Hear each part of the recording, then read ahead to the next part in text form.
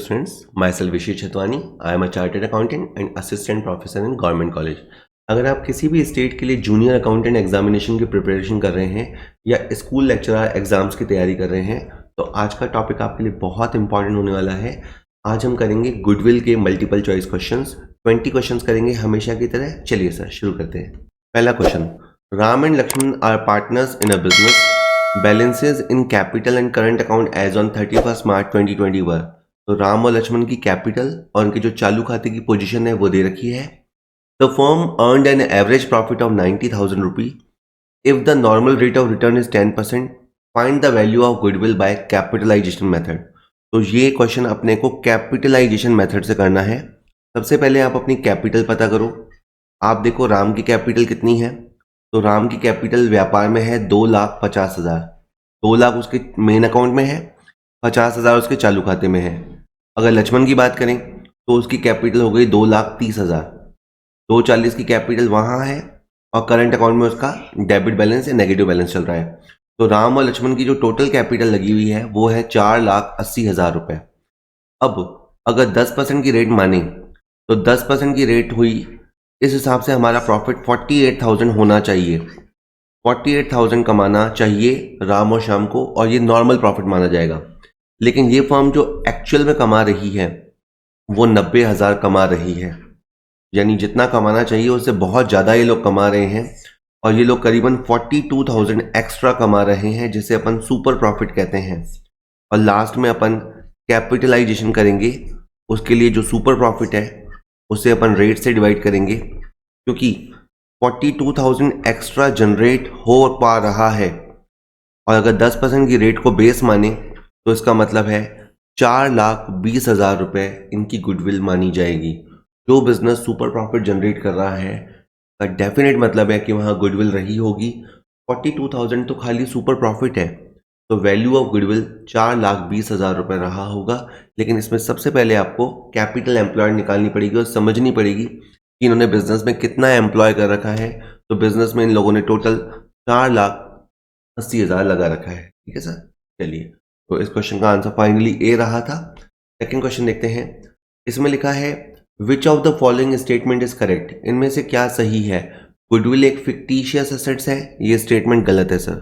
Second है goodwill current assets है, ये स्टेटमेंट भी गलत है। गुडविल वेस्टिंग एसेट है, ये भी गलत है।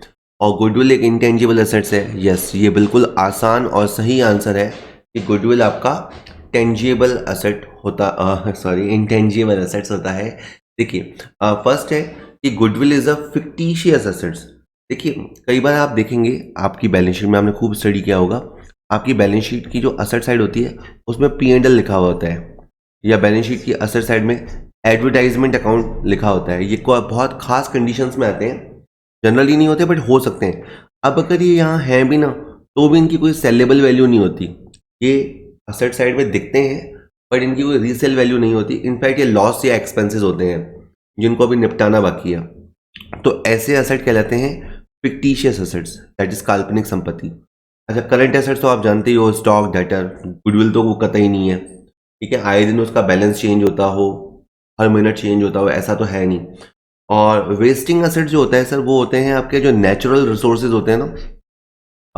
अगर आपके पास लाइक कोई फॉरेस्ट है, यानी कोई जंगल है, या कोई स्टोन माइन है, या कोई ऑयल वेल है जिसमें से कुछ निकाला जाएगा। तेल के कुएं में से कुछ निकालोगे वो खाली हो जाएगा, जंगल में से लकड़ी निकालोगे वो खाली हो जाएगा, तो उनको बोलते हैं वेस्टिंग एसेट्स। गुडविल वैसा भी नहीं है। गुडविल बेसिकली इंटेंजिबल एसेट्स है और ये तो आप बहुत अच्छे से जानते हैं। गुडविल हमारी जो बिजनेस की रेपुटेशन होता है वो होती है, और बिजनेस की रेपुटेशन को अपन मॉनेटरी वैल्यू देते हैं, उसको एक मौद्रिक मूल्य देते हैं, तो वो गुडविल कहलाता है। ठीक है सर, चलिए आगे बात करें। When goodwill is not a purchased goodwill, goodwill is not shown in the balance sheet, is shown in the balance sheet, may or may not be shown in the balance sheet, is partly shown in the balance sheet. As usual, जैसे मैं हमेशा कहता हूँ, जैसे ही आपकी screen पे question आए आप स्क्रीन पॉज कर लीजिए, वीडियो पॉज कर लीजिए और अपने इसका आंसर लगाने की कोशिश कीजिए, चीज़ों को समझिए। देखिए गुडविल बेसिकली 2 तरह की होती है। एक होती है सेल्फ जनरेटेड, ठीक है, और एक गुडविल होती है purchased goodwill. Okay, balance sheet में आप केवल परचेज्ड गुडविल को ही दिखा सकते हो। ठीक है। सेल्फ जनरेटेड क्या होती है? देखिए, आप बहुत साल तक बिजनेस करते हैं, आपकी एक रेपुटेशन हो जाती है, कस्टमर आपके पास आने लग जाता है, उसके लिए आपने बहुत मेहनत तो की है, लेकिन किसी को आपने पैसा नहीं दिया है, ठीक है? तो वो होती है सेल्फ जनरेटेड गुडविल। इस क्वेश्चन में यही लिखा है कि अगर गुडविल परचेज्ड गुडविल ना हो, इन अदर वर्ड्स अगर वो सेल्फ जनरेटेड गुडविल हो, तो हम उसे बैलेंस शीट में नहीं दिखाते, बैलेंस शीट में नहीं दिखाया जा सकता। इसका आंसर ए रहेगा। बाय द वे मैं आपको बता दूं कि जैसे अगर मान लीजिए कि आपने कोई बिजनेस परचेज किया, उस बिजनेस में असेट होते हैं, मान लेते हैं 20 लाख के, ठीक है, और उस बिजनेस के लायबिलिटी होते हैं मान लेते हैं 5 लाख के, तो हमें वो सौदा करना चाहिए 15 लाख पे। दैट इज उस बिजनेस के जो नेट एसेट्स हुए वो 15 लाख के हुए, लेकिन हमने वो बिजनेस 15 लाख के बजाय 17 लाख में खरीदा, तो यहाँ जो 2 लाख अपन ने एक्स्ट्रा दिए, उस बिजनेस के नेट एसेट से ज्यादा जो अपन ने पैसा दिया उसे गुडविल माना जाता है, और ये जो 2 लाख रुपए एक्स्ट्रा अपन ने दिया उसे अपन परचेज गुडविल बोलते हैं। अगर ऐसा मामला है तो फिर अपन उसे चिट्ठे में दिखा सकते हैं अगर परचेज गुडविल है तो, लेकिन अभी के मामले में आप इसे बैलेंस शीट में नहीं दिखा सकते। यही आपका आंसर रहेगा। अगला क्वेश्चन है, weighted average profit method of calculating goodwill is useful when, कि आप भारित औसत विधि का प्रयोग कब करेंगे या कब ये यूजफुल होता है? जब प्रॉफिट्स सिमिलर ना हो। सेकंड लिखा है जब प्रॉफिट्स आइदर राइजिंग ट्रेंड और फॉलिंग ट्रेंड दिखाते हो, या तो प्रॉफिट्स बढ़ रहे हो या कम हो रहे हो। थर्ड है profits are higher in 1 year and lower in another, profits एक साल ऊंचे जाएं एक साल नीचे जाएं, और profits are similar in all the year.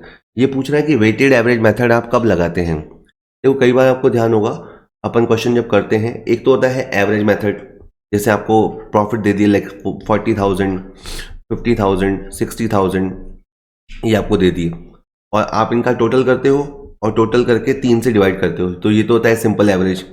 Weighted average में आप इसे मल्टीप्लाई कराते हो, जो भी गिवन वेट है उनसे आप मल्टीप्लाई कराते हो, लेकिन क्वेश्चन ये है कि आप इन वेट्स का यूज़ कब करेंगे। तो जनरली अगर हमारे प्रॉफिट्स में एक ट्रेंड शो हो, अगर हमारे प्रॉफिट लगातार बढ़ रहे हों या हमारे प्रॉफिट लगातार नीचे जा रहे हों, यानी profit showing some trend, either rising trend that is ऊपर चढ़ता हुआ प्रवृत्ति दिखाए या नीचे गिरती हुई प्रवृत्ति दिखाए, तो फिर आपको वेटेड एवरेज मेथड माना जाता है कि अच्छा रहेगा। तो लाभों में या तो बढ़ने की प्रवृत्ति हो या गिरने की प्रवृत्ति हो, तो वेटेड एवरेज मेथड। पांचवा question, total capital employed in the firm is 8 lakh rupee, normal rate of return is 15% and the profit for the year is 120,000, value of goodwill as per the capitalisation method. तो इस question में भी अपने को पूंजीकरण विधि का प्रयोग करना है। सबसे पहले देखिए, इन लोगों ने व्यापार में 8 लाख रुपए लगा रखा है और 15% रिटर्न नॉर्मल बात माना जाता है। जिस इंडस्ट्री को हम बिलोंग करते हैं वहाँ 15% कमाई को सामान्य माना जाता है। अगर इस तरह से कैलकुलेशन करें तो 1,20,000 रुपये बनता है, और 1,20,000 कमाना नॉर्मल प्रॉफिट है। मैं आपको एक बता दूं बात, नॉर्मल प्रॉफिट कोई एक्चुअल ग्राउंड पे होने वाला प्रॉफिट नहीं होता। ये एक सैद्धांतिक लाभ है जो सिद्धांततः हमें मिलना चाहिए, क्योंकि सब कमा रहे हैं तो हमें भी कमाना चाहिए। तो 120,000 हमें कमाना चाहिए। इस क्वेश्चन में मजे की बात यह है कि हमारा जो एक्चुअल प्रॉफिट है वो भी 1,20,000 है, यानी इसका मतलब हम उतना ही कमा रहे हैं जितना कोई और कमा रहा है। तो इसका मतलब है हम लोगों से ज़्यादा नहीं कमा रहे, हमारा सुपर प्रॉफिट नहीं है। अगर सुपर प्रॉफिट नहीं होता क्वेश्चन में, तो गुडविल का मूल्य भी शून्य माना जाता है, क्योंकि कैपिटलाइजेशन करने के लिए आपको ऊपर सुपर प्रॉफिट रखना पड़ता है और नीचे आपको रेट से उसे डिवाइड करना पड़ता है। अगर आपका सुपर प्रॉफिट ही ज़ीरो है तो फिर रेट नीचे रख के भी कुछ नहीं होगा और आपका अल्टीमेट रिजल्ट जीरो ही आएगा। इसका आंसर निल आएगा। क्वेश्चन देने का पर्पज़ ये भी था कि एग्जाम में कई बार क्या होता है कि अपने को एक डर लगेगा, यार जीरो आंसर कैसे हो सकता है, हमने तो पता नहीं कितने क्वेश्चन लगाए। तो देखिए, एक जो कॉन्फिडेंस होता है ना बच्चे में, वो तभी आता है जब उसने बहुत सारे क्वेश्चन लगा रखे होते हैं। इसीलिए प्रैक्टिस बहुत की रोल प्ले करती है। अगर आपने ये मेथड भी सुन लिया, वो मेथड भी सुन लिया, बहुत सारा सुन लिया, पर आपने प्रैक्टिस नहीं करी, अगर आपने प्रैक्टिस बहुत कम करी है, तो फिर एक जो कॉन्फिडेंस होता है वो नहीं आता, फिर अपने को ऑप्शंस लेते समय भी डर लगता है। इसीलिए आप मान के चलिए कि अगर आप किसी भी एग्जाम के लिए प्रिपेयर करने का सोच चुके हैं तो फिर सिंसियर दीजिए, क्योंकि आप ये तो बताने वाली बात है ही नहीं कि कंपटीशन कितना है। और एक सीट के अगेंस्ट कितने कितने लोग फाइट करते हैं। तो एक बहुत नॉर्मल बात है कि अगर आपने मन बना लिया है तो फिर बहुत पढ़ाई कीजिए, और कोई तरीका है ही नहीं, ठीक है। और वो प्रैक्टिस आपके कॉन्फिडेंस में रिफ्लेक्ट होगी, वो आपके एग्जाम में रिफ्लेक्ट होगी, और आप ज़्यादा बेटर वे में परफॉर्म कर पाएंगे। Following are the factors affecting goodwill except. ख्याति को प्रभावित करने वाले कारक निम्नलिखित हैं सिवाय। तो ठीक है, हमें नॉलेज होना चाहिए कि कौन से फैक्टर्स गुडविल को अफेक्ट करते हैं। लोकेशन ऑफ द बिजनेस, बिल्कुल सर, ये बिजनेस को अफेक्ट करता है। लोकेशन ऑफ द कस्टमर, ये अफेक्ट नहीं करता। टेक्निकल नो हाउ बिजनेस को प्रभावित करता है। एफिशिएंसी ऑफ मैनेजमेंट ये प्रभावित करता है। देखिए सर, आपके बिजनेस की गुडविल कैसे बनेगी, एक तो लोकेशन बहुत इंपॉर्टेंट होता है। अगर आपकी दुकान या ऑफिस प्राइम लोकेशन पे है, कैचेबल लोकेशन पे है, डेफिनेटली आपकी सेल बढ़ेगी, प्रॉफिट बढ़ेगा, गुडविल बढ़ेगा, ये सब होगा। अगर आपका मैनेजमेंट एफिशिएंट है, उसमें बहुत एक अच्छा डायनेमिक बोर्ड ऑफ डायरेक्टर्स हैं, अच्छे लोग हैं, तो डेफिनेटली उनकी रेपुटेशन बढ़ेगी, साथ ही साथ वो बिजनेस को भी आगे ऊंचाइयों पे ले जाएंगे। टेक्निकल नो हाउ, अगर आपके पास कोई टेक्निकल नो हाउ, कोई मतलब खास तरह का फॉर्मूला या नुस्खा है, कोई खास तरह की टेक्निक है, तो वो आपको बाजार से अलग कर देगी, बाजार से आगे कर देगी। तो उस नो हाउ से भी डेफिनेटली आपकी गुडविल बनेगी। लेकिन सर, कस्टमर्स की लोकेशन से बिजनेस की गुडविल पर फर्क नहीं पड़ता। कस्टमर को अच्छी चीज मिलती है तो कहीं से भी आ जाता है, तो कस्टमर की लोकेशन बिजनेस की गुडविल को प्रभावित नहीं करती। ठीक है सर, तो इसका आंसर इनमें से पूछा था कौन सा प्रभावित नहीं करता, तो डेफिनेटली आंसर बी रहने वाला है। और इसके बाद अगला क्वेश्चन देखें। Under the capitalisation method of valuation of goodwill, the formula for calculating goodwill is. तो अभी इससे पहले अपन दो क्वेश्चन कैपिटलाइजेशन मेथड के कर चुके हैं, तो आपने देखा उसमें अपन ने क्या किया। उसमें सबसे पहले अपन ने कैपिटल एम्प्लॉयड देखा, फिर हमने देखा कि नॉर्मल प्रॉफिट कितना है, फिर हमने उसे एवरेज प्रॉफिट से कंपेयर किया, सुपर प्रॉफिट निकाला, और लास्ट में आके सुपर प्रॉफिट को अपन ने रेट से डिवाइड कर दिया। ठीक है, कैपिटलाइजेशन मेथड में मैं आपको सही बताऊं, होता क्या है कि देखिए, एक होती है मेन चीज और एक होता है इसका बाय प्रोडक्ट। जैसे मैं आपको बताऊं, एक होता है एफडी और एक होता है इंटरेस्ट। दैट इज, अगर आपके पास एफडी होगी तो आपको इंटरेस्ट मिलेगा, ठीक है, ये नॉर्मल बात है। अब अगर आपको मान लीजिए कि 50,000 इंटरेस्ट आ रहा है, अगर 50,000 तो आपको केवल इंटरेस्ट आ रहा है, तो डेफिनेटली एफडी की वैल्यू तो ज्यादा रही होगी, ये तो आप मानेंगे। तो इसको पहुंचने के लिए हमें इसको कैपिटलाइज करना पड़ेगा। कैपिटलाइज का मतलब ऐसे किसी मौके को भुनाने को भी बोलते हैं। किसी को कुछ छोटा सा मौका मिला और उसने उसे भुना लिया, उसे एनकैश कर लिया, तो उसे भी कैपिटलाइजेशन करना कहते हैं। तो मैं बस समझाना चाह रहा था कि अगर 50,000 इंटरेस्ट है, तो अगर हम एफडी की वैल्यू निकालें और मान लें कि इंटरेस्ट की जो रेट है वो 10% है, तो आप डेफिनेटली कह सकते हैं कि हमारे एफडी की वैल्यू 5 लाख रही होगी। उसी पैटर्न पे, उसी तर्ज पे, अगर बिजनेस के अंदर गुडविल है, गुडविल बड़ी चीज है, तो फिर नतीजा ये होगा कि सुपर प्रॉफिट होगा। तो आप उस सुपर प्रॉफिट को भी इस तरह से कैपिटलाइज करके गुडविल निकाल सकते हैं। ये होता है कैपिटलाइजेशन मेथड।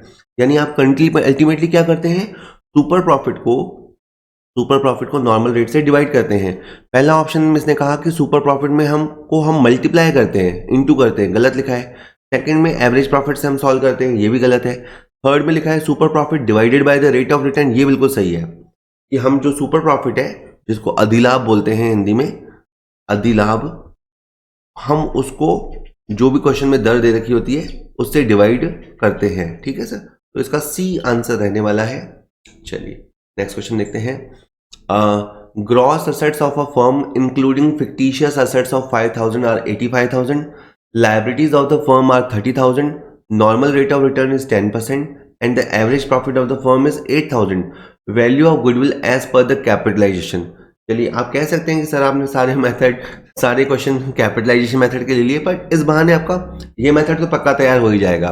देखिए, अब हमारे जो बिजनेस के असेट्स हैं वो हैं 85,000 के, उसमें 5,000 के असेट तो फर्जी हैं, फिक्टिशियस हैं, तो हमारे बिजनेस के असेट हुए 80,000 के। उसमें से भी 30,000 तो हमें बाहर के लोगों को देना है, 30,000 तो आउटसाइड लायबिलिटी है। तो बिजनेस में जो कैपिटल लगा रखा है वो हमने 50,000 रुपये लगा रखा है। अगर 50,000 पे 10% की रेट को नॉर्मल माना जाए एज पर द इंडस्ट्री, तो 5,000 तो हमारे को नॉर्मल प्रॉफिट कमाना ही चाहिए, 5,000 कमाना चाहिए। लेकिन हमारा बिजनेस 8,000 रुपये एवरेज कमा रहा है, दैट इज हम जो कमा रहे हैं वो 3,000 रुपये ज़्यादा है, तो इस 3,000 को हम सुपर प्रॉफिट का नाम देंगे। वेल अगर एक बार आपके पास सुपर प्रॉफिट आ गया कि 3,000 हम सुपर प्रॉफिट जनरेट कर रहे हैं, तो डेफिनेटली हमारा गुडविल रहा होगा, और वो कितने का रहा होगा इसके लिए आपको इसे रेट से डिवाइड करना पड़ेगा। रेट आपकी 10% दे रखी है, ठीक है, तो इस तरह से सॉल्व कर लेंगे तो आपका 30,000 रुपये आंसर आएगा। इस क्वेश्चन का आंसर बी रहने वाला है। 9th question, average capital employed of a firm is 4 lakh rupee and the normal rate of return is 15%. Average profit of the firm is 80,000 per annum. If management cost is estimated at 10,000 per annum, then on the basis of 2-year purchase of super profit value of goodwill will be. अब के बार भी हमें goodwill निकालना है, लेकिन अब के बार इन्होंने मेथड चेंज कर दिया। अब के बार हमें इसे सुपर प्रॉफिट के आधार पर निकालना है। नंबर से बात शुरू करें। इन लोगों ने जो बिजनेस के अंदर कैपिटल लगा रखी है वो है 4 लाख रुपए। एवरेज ने इतना पैसा इन लोगों ने बिजनेस में लगा रखा है, और 4 लाख पे 15% इंडस्ट्री की नॉर्मल रिटर्न है। इतना हमें कमाना चाहिए एज अ फर्म, तो 60,000 हमें कमाना चाहिए, तो ये 60,000 को हम नाम देंगे नॉर्मल प्रॉफिट। अब हम जो वास्तव में कमा रहे हैं वो है 80,000 रुपये, लेकिन ध्यान दीजिए कि इस क्वेश्चन में मैनेजमेंट कॉस्ट भी दे रखी है। मान लीजिए कि अभी फर्म को एक्स और वाई चला रहे हैं, फर्म को ये लोग मैनेज कर रहे हैं, यानी दिन रात ये लोग मेहनत कर रहे हैं। बाय द वे इन लोगों ने खुद ने मेहनत नहीं की होती, इन्होंने किसी प्रोफेशनल को हायर किया होता, या खुद इन्होंने यहाँ पे आ गए हैं तो कहीं अपनी नौकरी इन्होंने छोड़ी है, तो हमें उसे भी कंसीडर करना होता है कि 80,000 रुपये ये बिजनेस कमा रहा है, इसमें समझो 10,000 रुपये तो एक्स और वाई की मेहनत का है, यानी एक्चुअल में जो बिजनेस कमा रहा है वो है 70,000 रुपया, और 60,000 तो हमें कमाना ही चाहिए। इसका मतलब है हम 10,000 रुपये ज़्यादा कमा रहे हैं। इस 10,000 को कहेंगे सुपर प्रॉफिट। अब क्वेश्चन चाहे तो इसका कैपिटलाइजेशन करवा दे या कुछ ईयर्स से मल्टीप्लाई करा दे। इस क्वेश्चन में इन्होंने 2 से मल्टीप्लाई करने के लिए कहा है, तो आप सिंपली सुपर प्रॉफिट को 2 से मल्टीप्लाई कीजिए और अब आपका 20,000 रुपये का गुडविल आ जाएगा। 20,000 will be the value of goodwill. B आपका आंसर रहने वाला है। ठीक है सर, स्टेप्स वही है, प्रैक्टिस करेंगे बाकी तो आप। चलिए नेक्स्ट क्वेश्चन देखते हैं।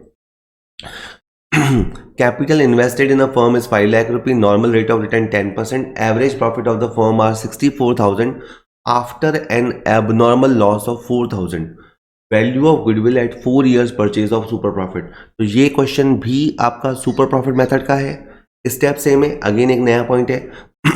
इन लोगों ने बिजनेस के अंदर 5 लाख की कैपिटल लगा रखी है, और 5 लाख की कैपिटल पे 10% नॉर्मल रिटर्न है, तो इसका मतलब है 50,000 रुपये तो प्रॉफिट इनको होना चाहिए। इसे तो इन्होंने कहा नॉर्मल प्रॉफिट। हकीकत यह है कि बिजनेस ने 64,000 रुपये कमाया, लेकिन जब इन्होंने ये कमाया तो इनको एक एबनॉर्मल लॉस भी हुआ है। इन्होंने 4,000 का एबनॉर्मल लॉस भी फेस किया है, मान लो जैसे आग लग गई या माल चोरी हो गया। अदरवाइज आप जानते हैं कि इनके प्रॉफिट 4,000 ज़्यादा होते।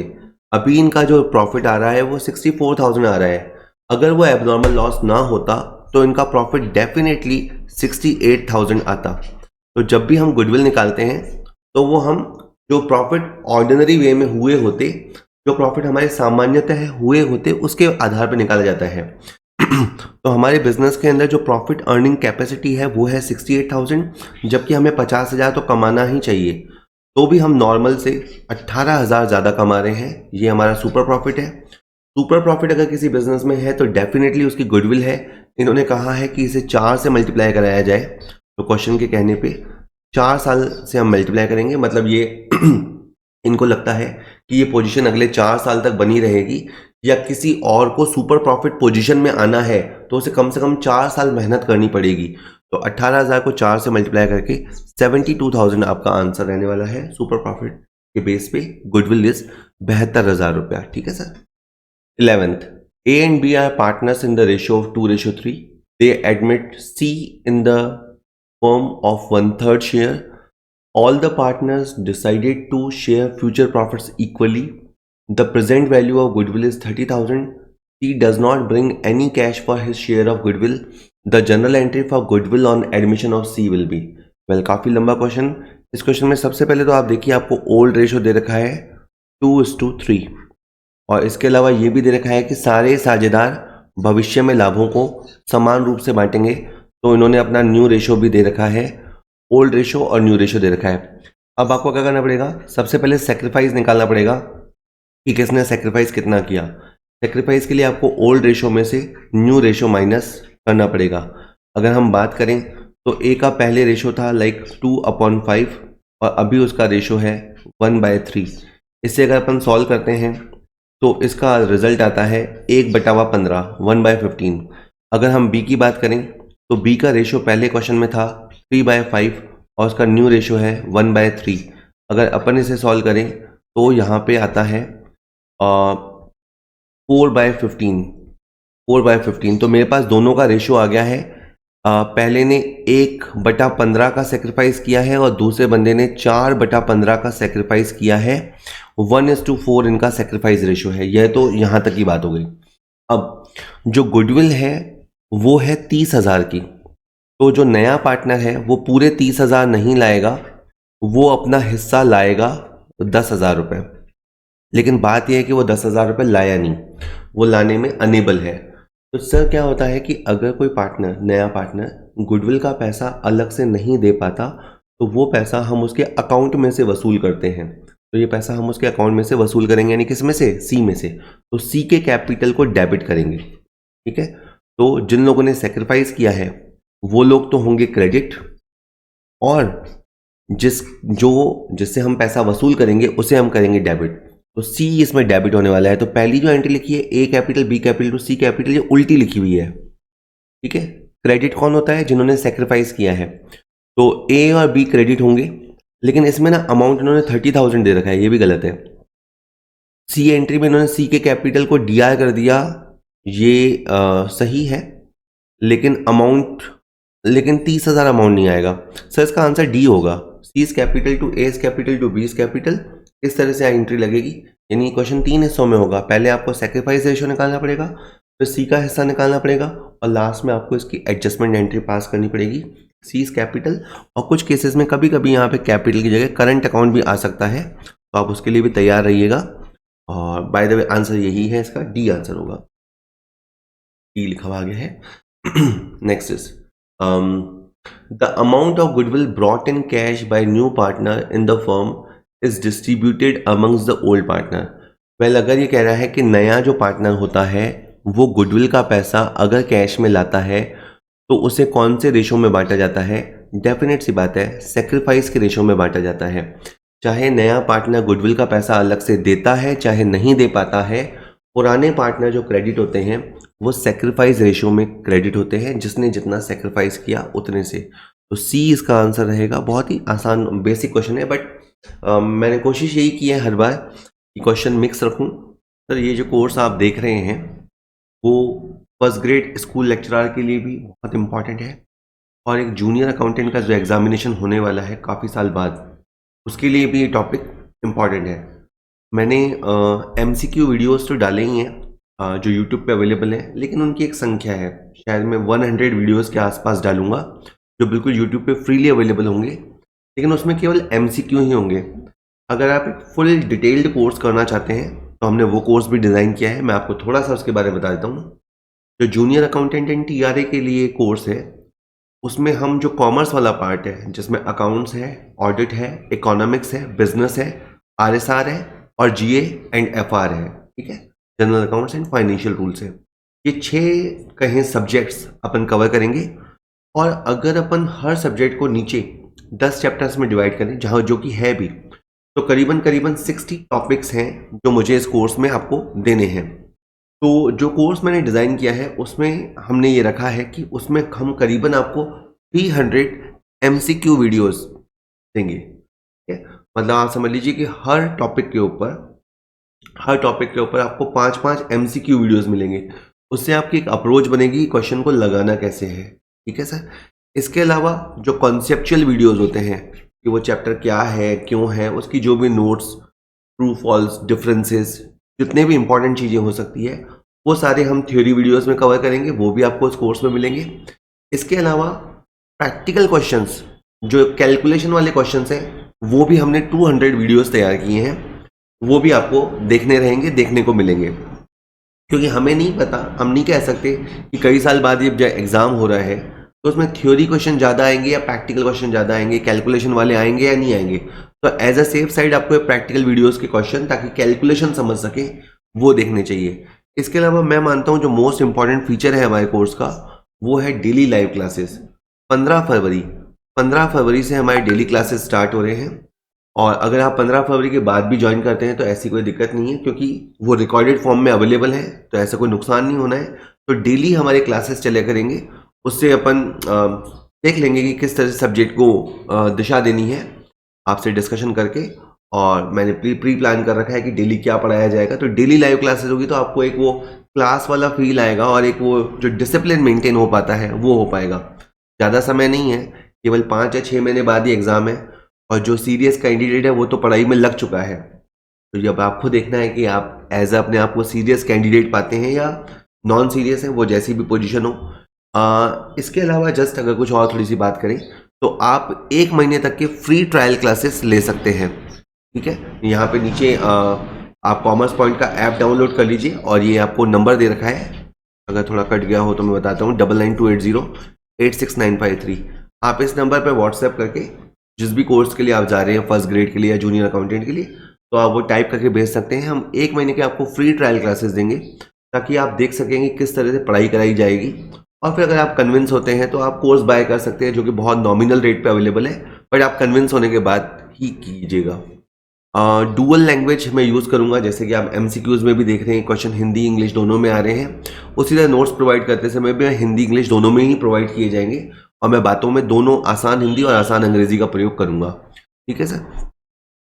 डेली लाइव क्लासेस वाला फीचर आ ही गया है, और ये भी कि जो भी क्लासेस होंगे, इन केस अगर आप मिस करते हैं तो उसकी रिकॉर्डिंग आपको मिल जाएगी। वीकली अपने 5 क्लास हुआ करेंगे, तो वो पीछे रिकॉर्ड होते जाएंगे, तो आप जब भी ज्वाइन करेंगे आपको सारा कुछ मिलेगा। ठीक है सर। और ये भी है कि हालांकि कोर्स की फीस बहुत कम है, उसके बावजूद भी अगर आप चाहें तो आप मंथली इंस्टॉलमेंट सिस्टम से दे सकते हैं। 6 इंस्टॉलमेंट में आप पैसा दे सकते हैं। ठीक है, ज़्यादा कोर्स नहीं है, 2500 के आसपास का कोर्स है। फिर भी इन दैट केस कि आपको लगे कि पता नहीं इतना सब हमें ये देंगे या नहीं देंगे, आप या कई होता है, कई लोग फॉल्स प्रॉमिस करते हैं, तो आप ऐसा कर सकते हैं कि 1 महीने के लिए आप दे के देख लें, और फिर आपको कन्विंस होते हैं आप तो कंटिन्यू कीजिए। इन केस आप कन्विंस नहीं होते तो आप 300-400 रुपये का नुकसान आएंगे, वो भी आई बिलीव कि कोई नुकसान नहीं होगा आपको। और एक अपन डाउट क्लियरेंस के लिए एक डेडिकेटेड एक टेलीग्राम चैनल बना लेंगे। जो जो संख्या बढ़ेगी, मेरे पास इंक्वायरी आ रही है, तो जैसे जैसे अपना बढ़ता जाएगा अपन एक टेलीग्राम ग्रुप क्रिएट कर देंगे, उसमें जो भी प्रॉब्लम स्टूडेंट्स को आएगी वो उसमें डाल दिया करेंगे, फिर मैं या बाकी स्टूडेंट्स को सॉल्व कर दिया करेंगे। तो हैंड टू हैंड अपने डाउट्स निकलते जाएंगे, थोड़ी ज़्यादा क्लियरिटी आएगी। ठीक है सर, होप आप देखेंगे कोर्स को। चलिए सर, तो अभी अपन और क्वेश्चन बाकी हैं, उनको देख लेते हैं।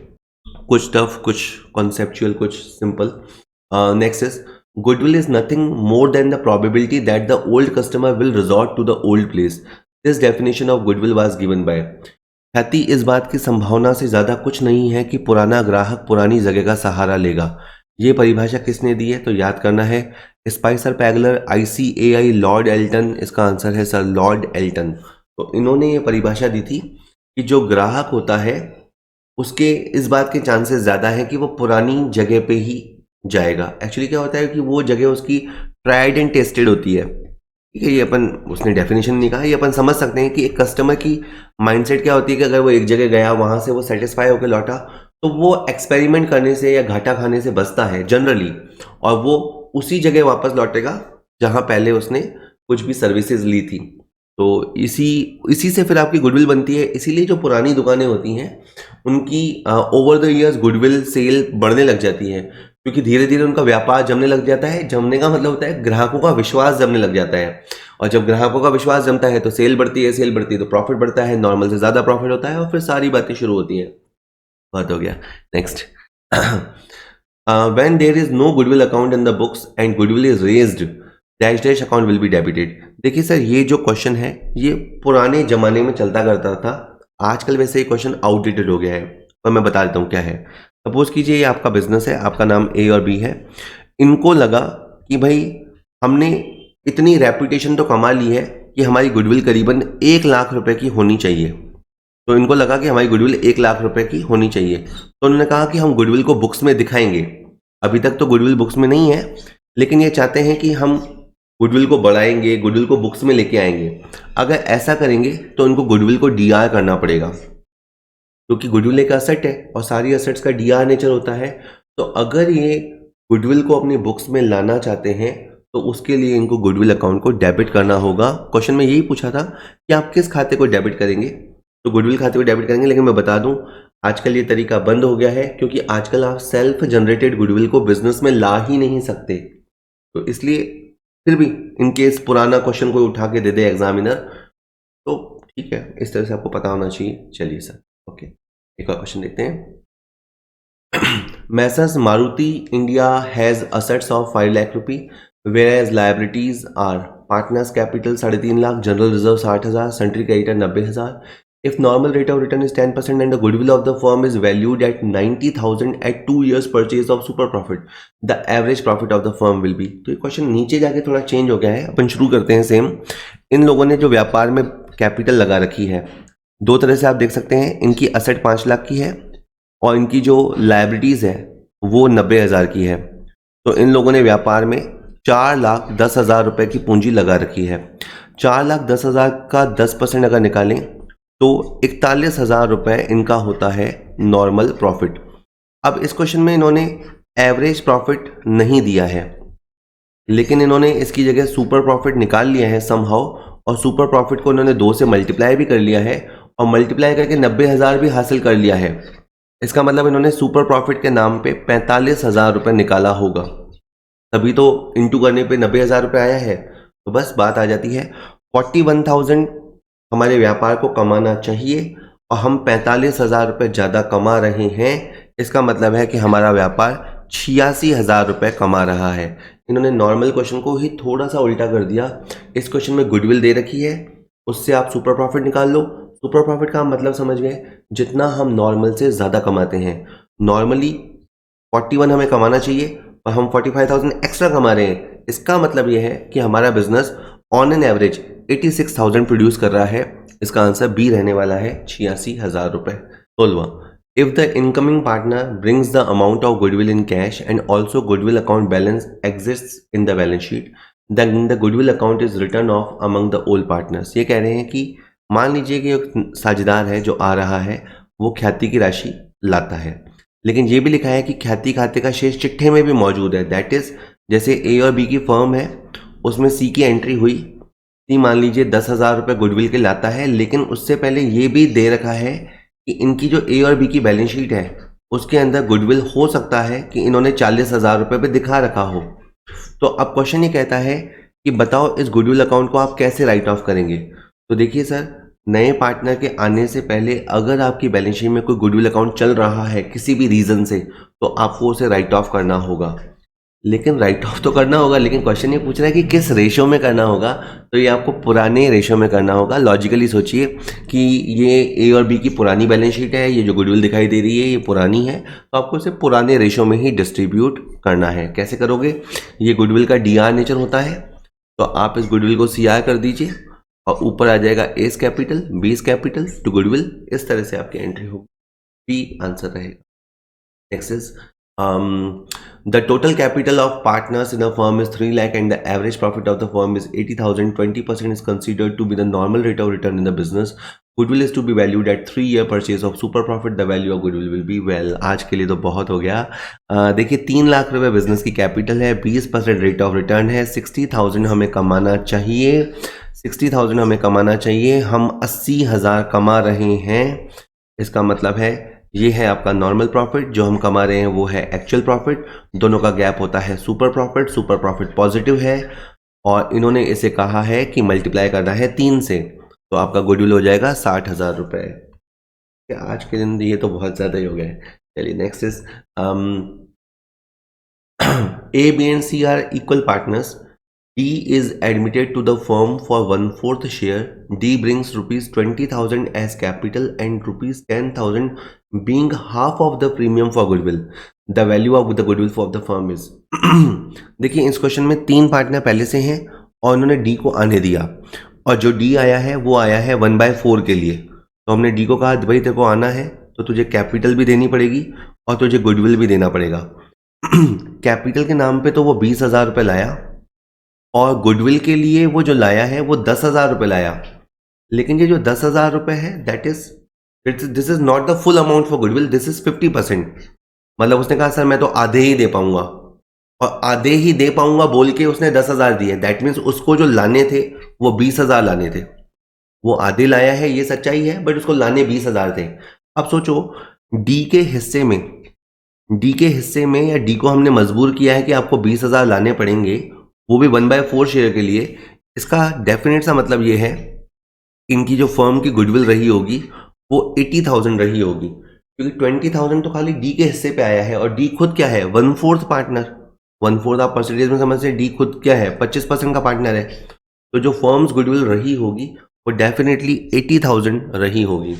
ठीक है, इसमें गलती कई बार क्या होती है कि जैसे बच्चा जल्दी जल्दी पढ़ता है कि वो 10,000 रुपये ख्याति के लाया, है ना, वो व्हाट्सएप पढ़ने की आदत होती है, जल्दी जल्दी चैट पढ़ते हैं, एक ही दिन में 50-100 मैसेज पढ़ने होते हैं, तो 10,000 रुपये लाया, फिर वो 10,000 लिखेगा इंटू 4/1 करेगा और 40,000 करके आंसर लिख देगा। मैं कहना ही चाहता हूँ कि 10,000 रुपये वो आधे भाग के रूप में लाया है, इसका मतलब उसे लाने 20,000 थे, इसका मतलब फर्म की गुडविल 80,000 रुपये थी। चलिए sir, next is which of the following is not a method of valuation of goodwill. इनमें से कौन सा गुडविल वैल्यूएशन का तरीका नहीं है? Revaluation method, average profit method, super profit method and और कैपिटलाइजेशन मेथड।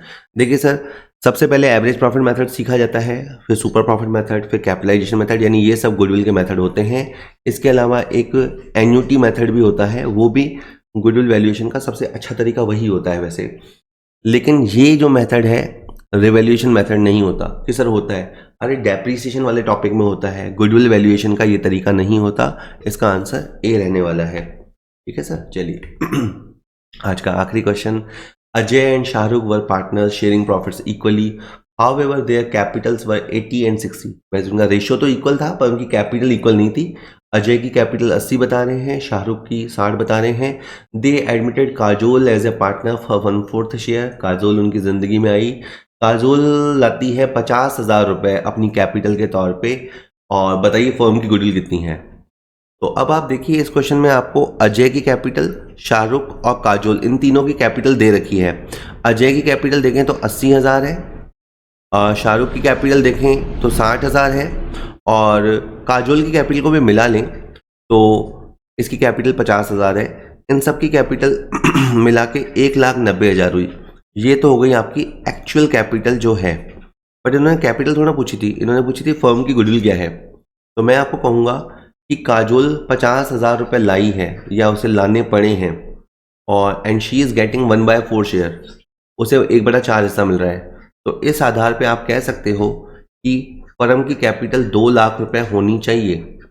अगर काजोल से आप 50,000 मंगा रहे हो तो फर्म की कैपिटल 2 लाख होनी चाहिए, जबकि फर्म की कैपिटल 1,90,000 ही है। तो ये जो अंतर है इसे गुडविल माना जाएगा। ये हिडन गुडविल कहलाती है।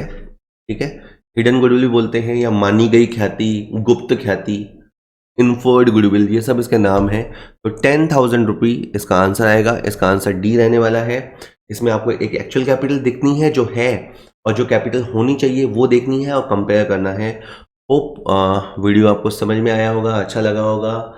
लाइक कर सकते हैं, शेयर कर सकते हैं, इस चैनल को सब्सक्राइब कर लीजिए। अभी मैं बहुत सारे वीडियोस बनाने वाला हूँ, कम से कम 100 वीडियोस की MCQ सीरीज आने वाली है। तो अगर आपको आगे भी वीडियोस चाहिए तो आप चैनल सब्सक्राइब कर सकते हैं, ताकि टाइमली आपको इन्फॉर्म होता रहेगा। Thank you very much.